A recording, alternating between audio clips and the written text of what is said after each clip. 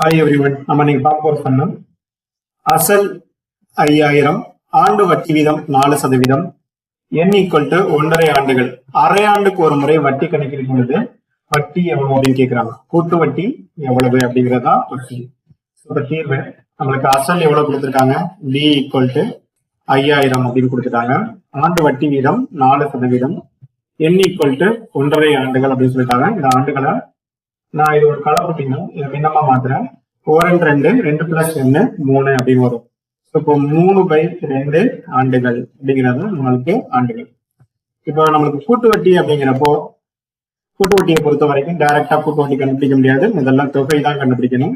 இப்போ amount A equal to B into 1 plus R divide by 200 whole power 2n அப்படின்னு சொல்லலாம்.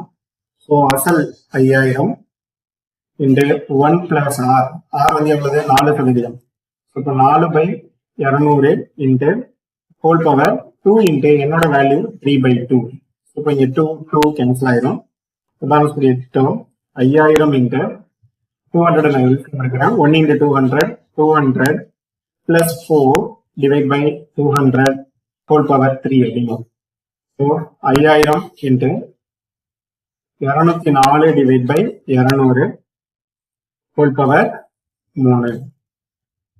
5000 into 50 4 200, 51 4 204 அப்படின்னு வரும். இப்போ 51 டிவைட் பை 50 ஹோல் கியூப் அப்படின்னு. இப்போ பேலன்ஸ் கேட்டோம். 5000 இன்ட்டு 51/50 தான் ஹோல் கியூப் அப்படிங்கிறப்ப அது எப்படி எழுதலாமா, 51 divide by 50 into 51 divide by 50 into 51 divide by 50. இப்போ இந்த டேர்மை பொறுத்த வரைக்கும் நம்மளுக்கு மாற்றி பிரிச்சு எழுதியாச்சு. இப்போ என்ன பண்ணிடலாம் அப்படின்னு பார்த்தீங்கன்னா, இங்க ஒரு 0 இங்க ஒரு 0 கேன்சல் ஆயிரும், இங்க ஒரு 0 இங்க ஒரு 0 கேன்சல் ஆயிரும், இங்க ஒரு 0 இங்க ஒரு 0 கேன்சல் பண்ணிடலாம், இங்க ஒரு 5 இங்க ஒரு 5 கேன்சல் ஆயிரும். 1 5 5 50 பேலன்ஸ் இருக்கிறது 1.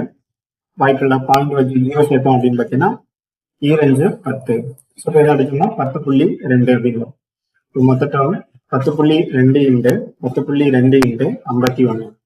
இதை மல்டிப்ளை பண்ணோம் அப்படின்னு பார்த்தீங்கன்னா 5306.04 அப்படிங்கிறது நம்மளுக்கு அமௌண்ட் வரும். நம்மளுக்கு கேட்டுக்காங்க, என்ன கேட்டுக்காங்கன்னா கூட்டு வட்டி.